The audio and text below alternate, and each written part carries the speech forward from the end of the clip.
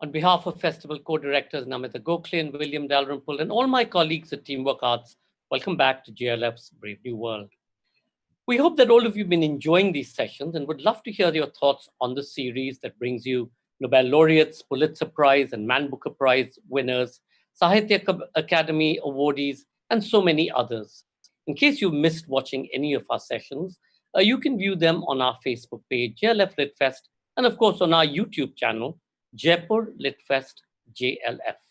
Our official radio partner is Red FM, Bajate Raho. Our session today is Bhay or Bhairav, Negotiating Fear, Devdutt Pattanaik in conversation with Meru Gokhale. Fear of the unknown is the most debilitating of all emotions. Mythologist and mesmeric storyteller Devdutt Pattanaik speaks to publisher Meru Gokhale of the inevitable nature of change and the archetypes of fear that have to be overcome to deal with the realities of life as they're dealt out to us. Devdutt Pattanaik writes on the relevance of mythology in modern times, the author of 50 books and 1,000 columns, several with bestsellers. He's known for his TED Talks, his TV shows, especially Devlok, and his innovative views on culture, leadership, and the Indian approach to management. Meru Gokhale is publisher at Penguin Random House, India. She publishes authors including Arundhati Roy, Amitav Ghosh, Jhumpa Lahiri, Salman Rushdie, Ramachandra Guha, Paulo Coelho, and Mohsin Hamid, among others. Please do comment and ask questions by typing it into the comment section. In case any of you drop off due to bandwidth issues, you can find us on our YouTube channel, Jaipur Litfest JLF. And of course, if we drop off, just hang in there and we'll be right back on Facebook. Ladies and gentlemen, Bhay or Bhairav, Negotiating Fear, Devdutt Pattanaik in conversation with Meru Gokhale. Meru, over to you. Thank you, Sanjoy. Can you guys hear me? Thank you, Sanjoy. Devdutt, I'm really looking forward to our discussion today. So I'm just going to dive right in because I have so many questions. Well, in life, we come across so many different forms of bhay, of fear. The fear of the unknown, as Sanjoy said, the fear of death, the fear of loss of the people we love, our material possessions. And today, when there's a pandemic and an atmosphere of uncertainty, this becomes very, very relevant. Are there any words of wisdom from our rich mythology that can give us some solace? Is it just us humans, or do the gods also experience fear? Do the gods ever get scared? So, in Hindu mythology, fear is a primal emotion. It's the emotion that sparks creation. So, when the first being comes into existence in the Upanishads, the emotion that he experiences is fear. Fear of loneliness, fear of just being there because he's the first being and there's nobody else around. He's frightened. And it is that fear that makes him seek companionship and therefore create the other. And when the other comes, and there comes other kinds of fear, because the fear of validation, of meaning, of rivalry, of friendship. So fear is the foundational emotion that you find in the Hindu mythology. And, when you study science, you realize that what differentiates an object from an organism is essentially fear. So, objects don't experience fear. They don't have any experience at all. An organism is defined by the fact that it has fear. So I think it's the primary emotion we deal with. And tell us a little more about situations in which the gods have found themselves in situations of great fear. Because if we as humans, with the limited resources that we have, frankly, for those of us who are not afraid, I sometimes wonder, why aren't you afraid? Because we should be afraid. But for the gods, they have supernatural powers, they have immortality, why are the gods afraid, and what are they afraid of? So let's, there are many, if you just look at the most popular stories, like you look at a Ramayana. Imagine you're going to become a prince a prince is going to become a king and he's going to be crowned in the morning, and he's suddenly told, you have to go to the forest for 14 years. It's not something that you planned, but the whole world changes. And of course, in our serials, we tend to show the, Ram as passive without any emotions. But the fact is, they are telling stories where there is a sudden loss of what you think is going to come to you, which is just a natural thing to come to you. And or you have in the Bhagavata, where Krishna is playing the Rasa Leela with the gopis and everything is fine and wonderful. And suddenly one day a charioteer called Akrur comes and says, you know what, you are wanted in the king's court for a wrestling match where he knows you're going to be killed. So, it's talking about dramatic shifts in your life, suddenly things changing. And I think what they're trying to tell you is that this kind of crisis happens in everyone's life. But the most character who is most frightened is Indra, the king of the gods. You see, if you see the serials, they'll always say Indra ka singhasan dagmagata hai. So his chair is always shaky. So here you have a god who is the king of paradise, who has everything that you can imagine. He has got the wish-fulfilling tree, the wish-fulfilling cow, Kalpataru, Kamadhenu, Chintamani, a wish-fulfilling jewel. So he has everything that you can desire, but he's constantly scared that people will take it away from him. So his fear is completely different. It is the fear of having so much that you're terrified it will all go away and somebody will take it away. And then his throne is always shaking. Sounds like most leaders we know. So it's like you always have a situation where you're either afraid because you don't have enough, or if you have too much, you're afraid that someone might take it away. But coming back to the nature, I want to come back in a second to the nature, the constant nature of change. But before we move on to that, I just want to for very briefly touch upon the topic of our session today, which is Bhay and Bhairav. We've just spoken about Bhay, but now let's talk about Bhairav. Bhairav is known as the fierce manifestation of Lord Shiva, and he's associated with annihilation. So who is he and what is he trying to tell us? And is he particularly busy in 2020? See, Bhairav is the form of Shiv. And you see, when you think of Shiva's form, it was imagined first as a very tranquil being. Although like the new age Shiva is six-pack and constantly going to war with his muscles, Shiva is usually imagined as the Himalayas.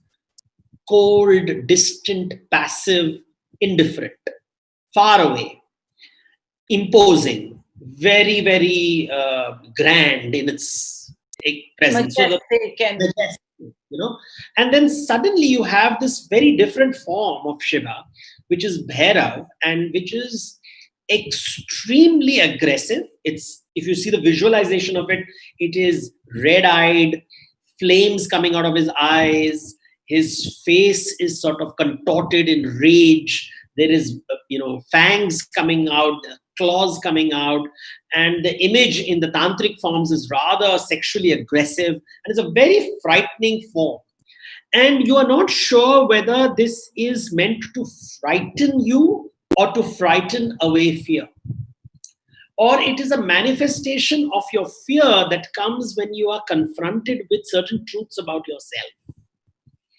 And that's because there's a concept known in Tantra known as Vijnana Bhairav, which is the Bhairav emerges as knowledge comes to you.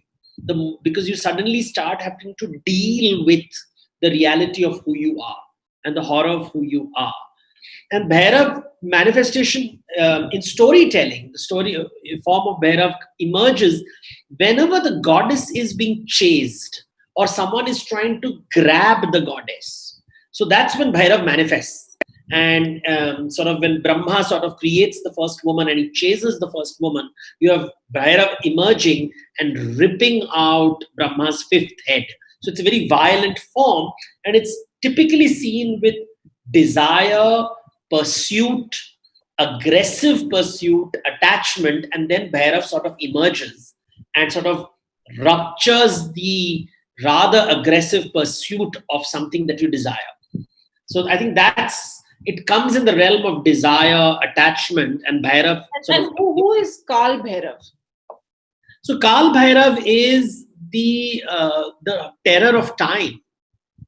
It's Kal being time, and when you talk about Kala Bhairav, you're talking about the terror of time, because no matter how rich you are, no matter how powerful you are, your body is going to age.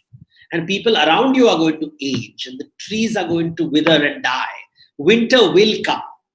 And sorry, go on, go on. It's a very, quite a haunting way of putting it. Please go on.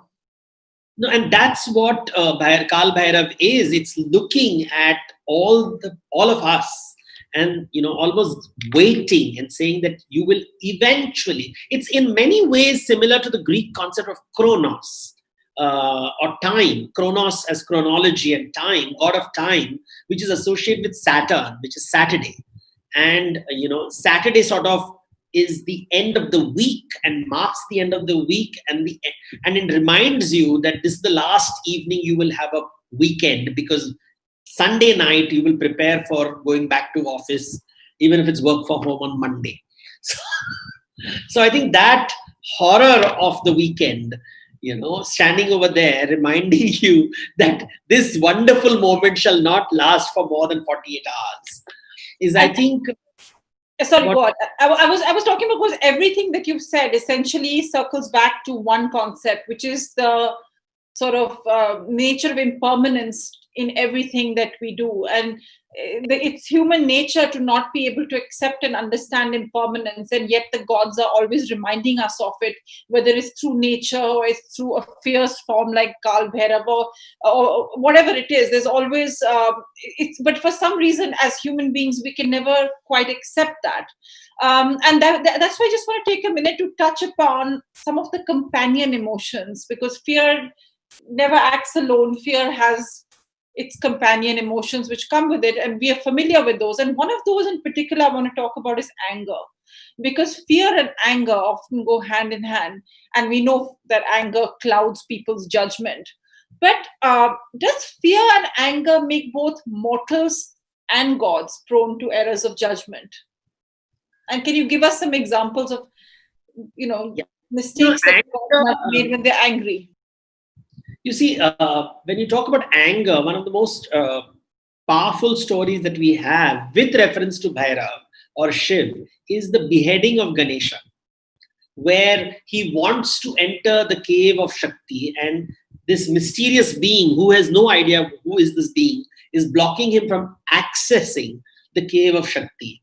And sort of he gets wild and he picks up his trident and cuts the head off this creature that he doesn't know is Shakti's son, who turns out to be Ganesha. So that's a moment of extreme rage. There's another moment of rage where he chops the head of Daksha Prajapati, who is responsible, because Daksha Prajapati does not call him to his sacrifice, which is fine by him. But then when Sati comes, his first wife comes to the sacrifice, he abuses Shiva, and Sati cannot handle it and gets angry and kills herself or immolates herself. And and Daksha Prajapati continues as if nothing has gone wrong, and it's perfectly fine for his daughter to feel denied and deprived. So that is something you find is the rage associated with Shiva in those two. One of Shiva's name is Asatosha, someone who gets angry very fast and who calms down very fast. So you sort of lose your temper. So the gods is associated with anger. But it is also an indicator, because he continuously wants to go back to his Himalayan state of being cold and distant and fine. In many ways, anger is associated with desire and attachment, because it is the death of Sati which makes him behead Daksha Prajapati. It is the desire to enter Shakti's cave that the obstacle is cut off. So you see anger coming is when you don't get what you want, or when things don't go your way. And it's that rage is coming from the emotion of desire. So it is located, because in many ways the scriptures in India one must remember the Shiva stories were written to counter the Buddhist stories. The Buddhist stories are constantly talking about the world is impermanent, and therefore it's letting go. So it's highly monastic in its nature. But there is a constant tension, even in the long history of Buddhism. There's a lot of tension, because the common man says, we know that everything is changing, but we can't live our life by letting go of everything. So there's this tension which happens in Buddhism and manifests in Hinduism, because in Hinduism you're showing Shiva's marriage as a metaphor for getting attached, for engagement. And with engagement comes desire, the desire to want, and therefore anger, and therefore jealousy, and therefore rage and helplessness. And these kind of ideas are going to appear, and because it's part of being alive. So anger comes in, not in necessarily a negative way, but it's part of it is the domestication of Shiva. He's coming into the human world where he wants things, because only an indifferent person is never angry. If you're like completely, you don't care, it doesn't matter, you'll never be angry. Nothing will upset you. You will always be calm and tranquil, because nothing really matters to you. And you could end up making a lot of people very angry if you are that way.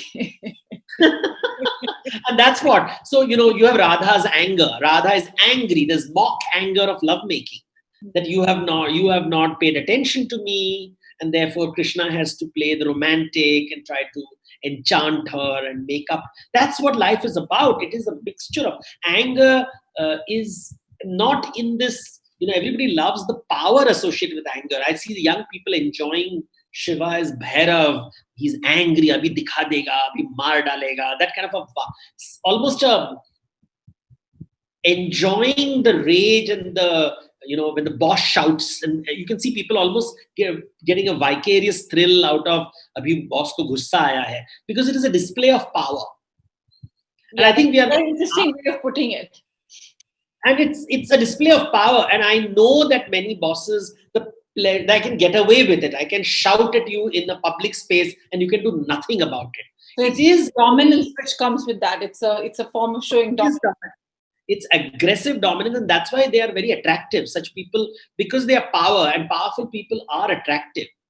And therefore, the power that I can publicly abuse you, and there is something grand about it. Because if you have no power, We'll come. I'm going to ask you a question about power in a minute, but I want to first, just for a second, let's talk about the good side of fear, because we've spoken a lot about fear in different ways, but there's also a good side, because is fear at times also a kind of wisdom?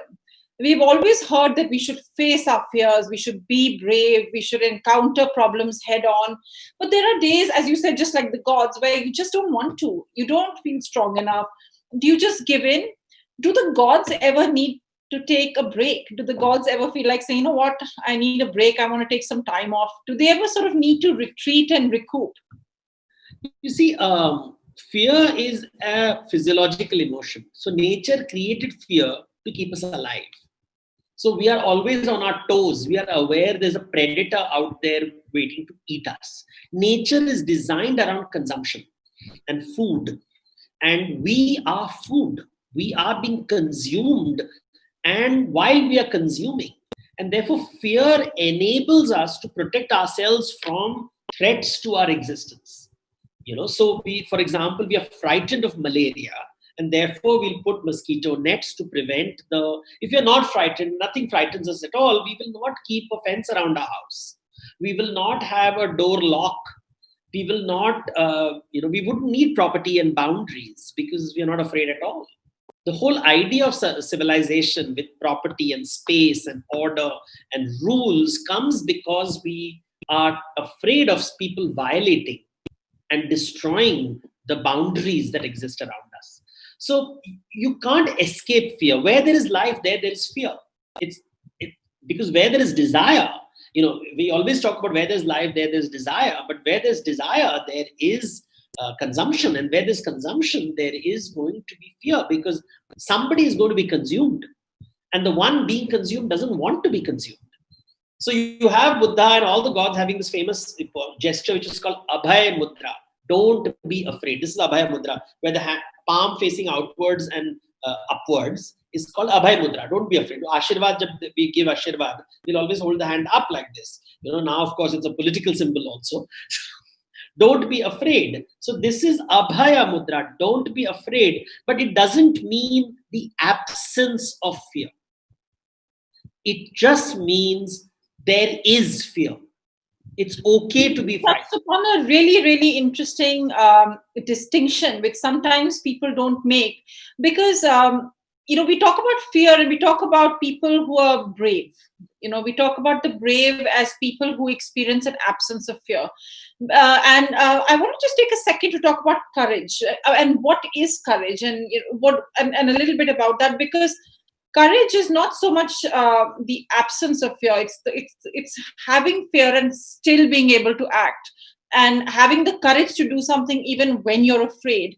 And can you give us some examples of this in mythology? Because it's really interesting, because sometimes people say, oh, I'm not brave because I'm afraid, when in fact what we mean is you are very brave because you're still doing something in spite of being afraid.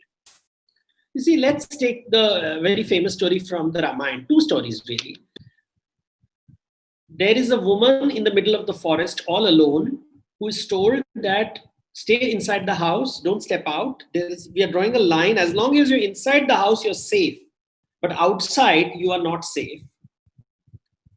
And a man comes outside the door and says, I'm hungry. Will you feed me?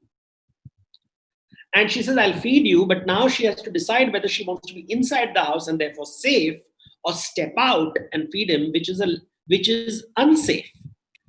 What matters more, her security or the guest's hunger? And what is the advice we'll give her?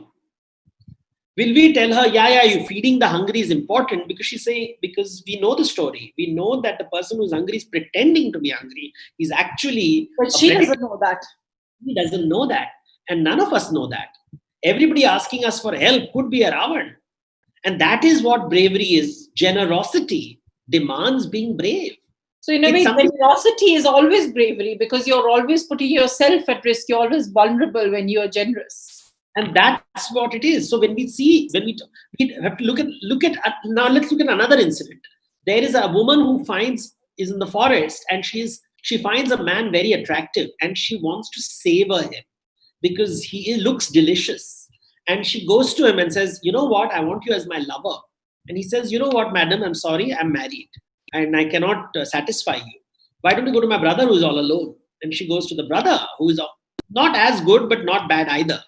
But he also rejects her on grounds, and suddenly she feels she's not getting what she wants. And she wants it. She desires it.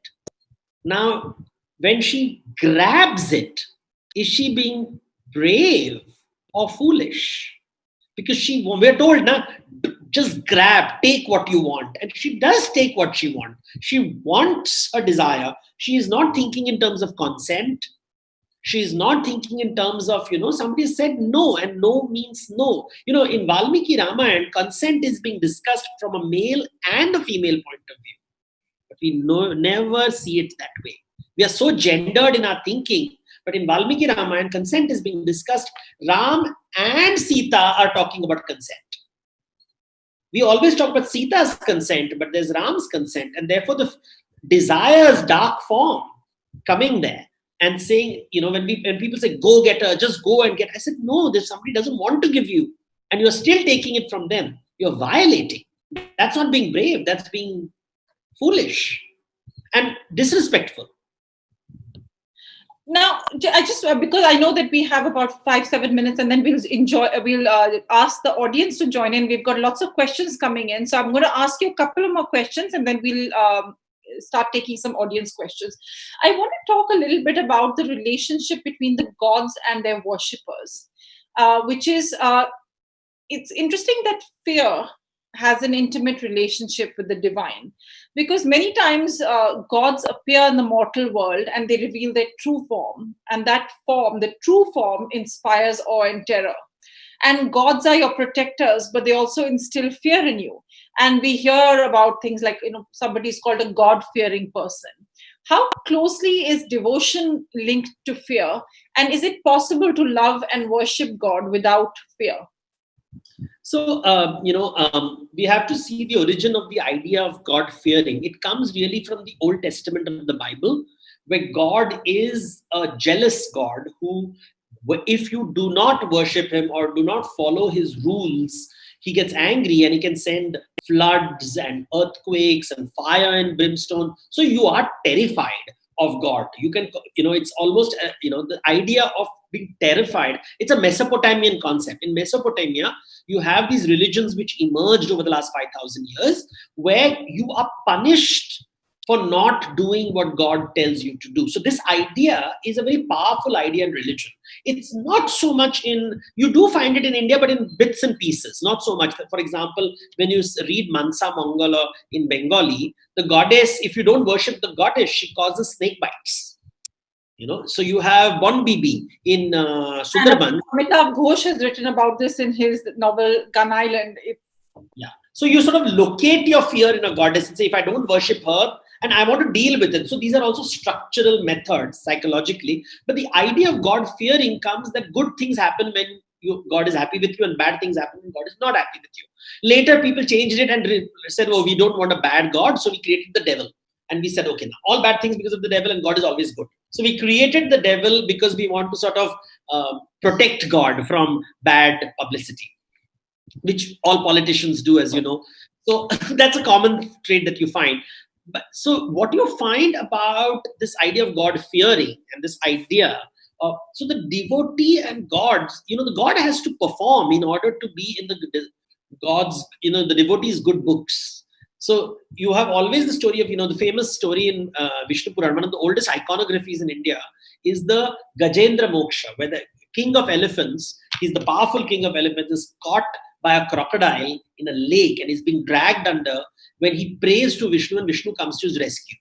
And you pray to Vishnu and your rescue takes place. And that image is a very popular Vaishnava image because it establishes God as the savior, the protector, the one who answers your call. But if God does not answer your call, what do?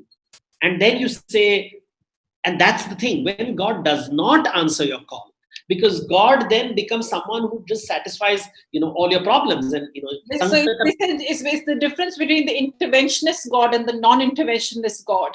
And the non-interventionist God is sort of like the last line of Albert Camus' The Outsider, which is, the benign indifference of the universe. So you have the existentialists who believe that, maybe the universe just doesn't care. And that's what happened with Buddha, right? The Buddha becomes the Bodhisattva because people wanted intervention.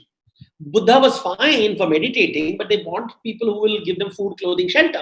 And suddenly the Bodhisattva emerges, Nuan Yin emerges. And these people don't want peace of mind after all. Maybe they just want clothing and shelter. All Gurujis behave like yoga teachers initially, and then they become medicine sellers. So that happens all the time. And I want to ask you one question before that. Lots of messages coming in over here. Because a lot of what you've said today relates to something which you've written a lot about in your books. You've often talked about hunger and fear as a theme. And hunger and fear are very, very real themes, as much today as they were thousands of years ago. What are the gods trying to teach us humans by making us experience hunger and fear? And then after this, I'll open it up to the audience questions. You see, it was my biggest surprise that when people wrote on Indian mythology, they never touched the topic of hunger. And all the Upanishads, the Aranyakas, they're obsessed with hunger. Because that's the most primal emotion, even more primal than fear. It's far more primal. What Buddha calls desire is physiologically hunger, wanting. Because when I consume, I stay alive. And the greatest horror, that's when they say God shows his cosmic form, is to remind you that you are also a predator. We always think of ourselves as prey, and we're looking at God and saying, please save me from the predator. In the image of Vishnu and the elephant king asking the Vishnu to save him, we are never telling that you are the crocodile dragging the elephant down. And that's when Bhairav appears. The Bhairava form of Shiva, which is called Vijnana Bhairav, is the realization that yes, you can be the savior, you can be the victim, you can be the hero, but in perhaps most cases, you are the villain. Hunger and fear reminds us we eat, we consume, and we frighten. And I have worked with so many people, I realized that you talk to the most powerful man in the world, and it's a terror to enter their rooms. But they will talk to you as if they are victims. And they will talk to you about how nobody understands them and how they are being exploited by someone out there. And I'm sitting in a room which is the space which I thought before entering, the space of supreme power. And I end up realizing it's an abyss of powerlessness. I think that's absolutely fascinating, because we will come back to that in a minute. I'm going to ask you a question from Kartikeya Gupta. Hi, Kartikeya, if you're listening to us, I'm going to put your question to Devdutt. Devdutt, what is the difference between Kal Bhairav and Veerabhadra? So Veerabhadra, well, they're used, unfortunately, they're used interchangeably. The Veerabhadra form is the form that is associated with the beheading of Daksh. And Kal Bhairav is the form that is associated with the beheading of Brahma. So technically, but Kal Bhairav images are usually only the head and not the body. And Veerabhadra is the entire body. So there is, and it's complex tantric mythology that I don't have time to explain, but both of them are associated with dogs. Both of them show a warrior side of Shiva. So there is a lot of, it's like a Venn diagram. There are lots of things common between them. But Kal Bhairav is a more darker form. It's far more primal, and Veerabhadra is far more like a guardian god, a kshetrapal, a protector. So there is something more, civilizational about him. But Kal Bhairav is very dark. And it's that's why when you're dealing with tantric and you're dealing with magic and sorcery, you don't talk about Veerabhadra. Veerabhadra will be a soldier's god, while sorcerers and philosophers would prefer a Kal Bhairav. Thank you, Devdutt. I have an interesting question from Dheeraj. Hi, Dheeraj. We're asking your question now. How does the law of karma reduce fear? Law of karma doesn't do anything. It just is. It's like saying, how does gravity reduce fear? I mean, it just is there. So karma it is because it is not a person. It doesn't do anything. It just laws of action and reaction. Our knowledge of karma helps us cope with fear. It doesn't reduce fear. It helps us cope with fear, reduces imagined fear, because we realize what is in our control and what is not in our control. It doesn't grant us certainty, but it just clarifies this you can control and that you can't control. See, karma is both things, what you do and what you can't do. So your life, your circumstances are karma because you can't control the circumstances of your life. वो भी कर्म है, तुम्हारा कर्म है. And what you do every day, your action is also ये तुम्हारा कर्म है. You have to do it. Karma yoga. So karma is both the action that you do and which is in your control, and the action over which you have no control and which determines your life around you. I think that's all that you can do by understanding karma. But karma doesn't do anything. Thank you, Devdutt. Now we have a question from Sanya. Hi, Sanya. What are the unifying concepts of fear across different mythologies? What comes across is humans feel fear all the time, and we're seeking someone to protect us. So the theme which comes across is we want to destroy the cause of fear. We want someone to comfort us. Very often, love is a space that you see across where you feel it is okay to be vulnerable and you will not be taken advantage of. And that is the universal theme that comes across with fear, because we want to be in a space where we don't feel frightened and we are not on our guards and we want to let down our guards. I think that's this heavenly space. Therefore, the angels are visualized as cherubs because they are not frightened. Then we have a question from Ajit. Hi, Ajit.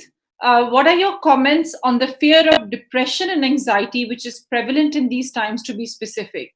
Do you think there is any representation of such fear in Indian mythology, and how can one be courageous to face and get out of such fears?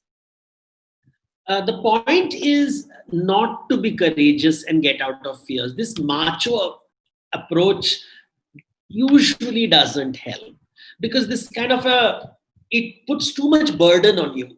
I think the whole idea of mythology is to accept that we are all vulnerable. Ram is vulnerable, Krishna is vulnerable, Sita is vulnerable, Draupadi is vulnerable, Shiva cries, Vishnu cries, Brahma cries, they all cry. Rudraksha, born of the tears of God. So when you see the Shiva, this macho Shiva image that has become very popular amongst young people, I always tell, remember, Rudraksha, born of God's tears. Rote kab ho? Kab rote ho? Because when you acknowledge, either you're so... So what makes the gods cry? You want to give us an example of something which makes a god they're cry? crying at people who want to be brave. Well, if that doesn't establish the futility of action, then I don't know what does.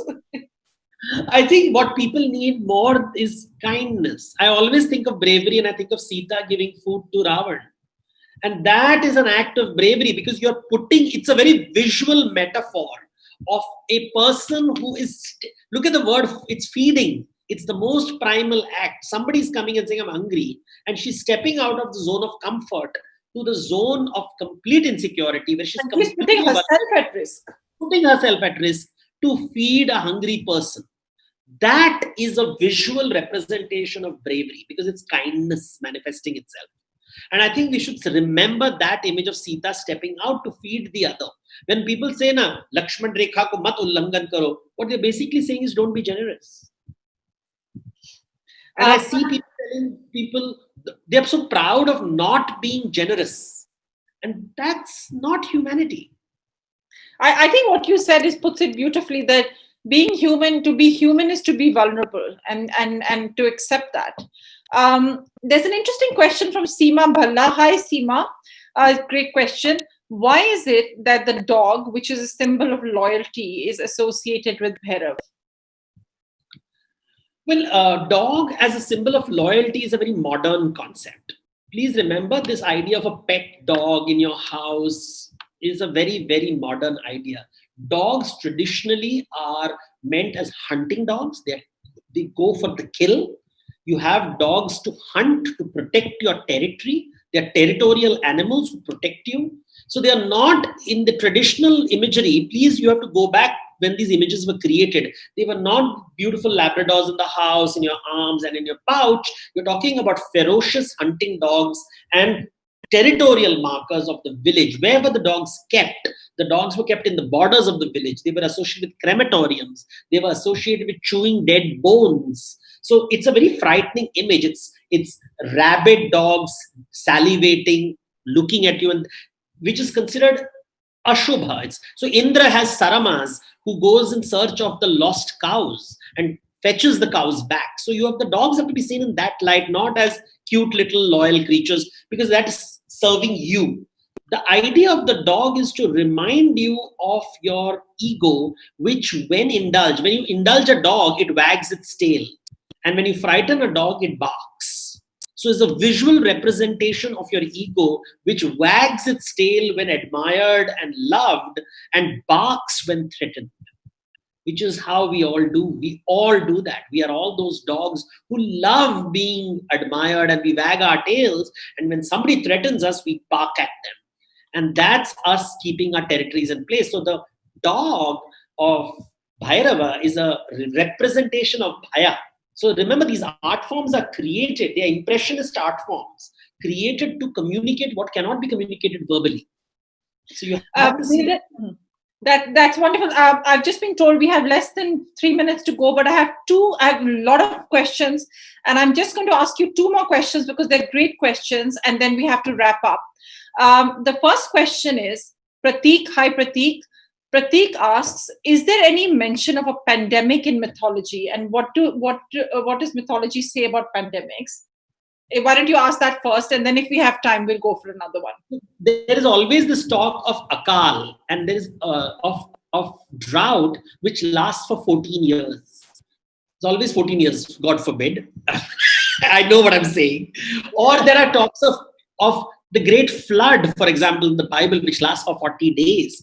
These are disasters, not necessarily because of disease, but the whole idea of disease coming in. Bible is full of epidemics. There are the plague coming and the locusts and the beetles and the blood in the rivers. So you have in the Bible a lot of these attacks of nature. But in Hinduism, you also have floods and you have akal, this idea of drought for 14 years and you don't know when the rains will come. So metaphorically, yes, pandemics have always been part of mythology. And final question, and then we'll go back to Sanjoy. Anirudh says, Shiv and Shankar are two names of one person. What is the difference between these two names?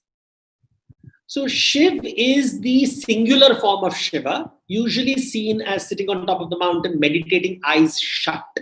And Shankar is when he is part of society, where he descends from the mountain. So it's Gauri Shankar, Uma Shankar. He's with the goddess. He opens his eyes, looks at her, engages with her, and is part of society. So Shiva has these two forms, the hermit and the householder.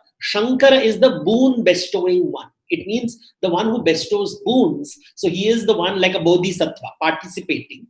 While Shiva means the pure one, completely isolated from everything else. So purity in its finest form, which is a lonely place. Well, it's lonely at the top of a mountain. Thank you so much, Devdutt, for this fascinating discussion. And thank you to all the audience for these lovely questions. I'm sorry I couldn't get to all of them. Devdutt, do you want to tell us a little bit about these books? So these books will all discuss fear in fun forms. It's always necessary. Literature festival, we sometimes forget literature. So that one is my favorite, Sham. I love that book. It's my personal favorite out of all of these. It's the story of Krishna. And this is, of course, the lady who stepped out to feed the hungry. These wonderful, wonderful books and part of such a huge body of work that you have done, Devdutt. Thank you again for being a part of this conversation. Sanjoy, I'll hand it over to you. Thank you so much, Meru. That was absolutely brilliant. Thank you, Devdutt. Are those books, are the colors of each of the books sort of matching the chakra or matching the energies of each of the gods you represent? Well, I'm trying to achieve the rainbow. Rainbow. Brilliant. And I don't know whether you were being tongue-in-cheek when you talked about the Lakshman Rekha not being an act of generosity, but it certainly played out like that in the way that you've said it. So thank you so much, both of you. And I'm so sorry that Meru wasn't able to take all your questions. Maybe we can send some of them because they're continuing to stream through. I've been watching both on Facebook and YouTube. We'll send them to Devdutt. And Meru, you've seen the quality of questions. They're absolutely brilliant. Amazing questions, audience. Yeah. So sorry about that. But thank you all for watching, and a big thank you to our official radio partners, Red FM, Bajate Raho. And please remember to log on at 8:30 p.m. for our next session. Are we all in this together? Jairam Ramesh and Marcus Mensch in conversation. At a time when the human species confronts a pandemic, the planet faces the challenges posed by a warming Earth. How do we address the disproportionate impact of climate change on the poor and societies that have benefited least from the carbon economy? Economist, politician, and environmentalist Jairam Ramesh and climate, water, and environmental expert Marcus Mensch discuss governmental and institutional responses to the implications of these linked crises. This is at 8:30 p.m. today. See you then. Thank you, Meru. Thank you, Devdutt Pattanaik. Thank you.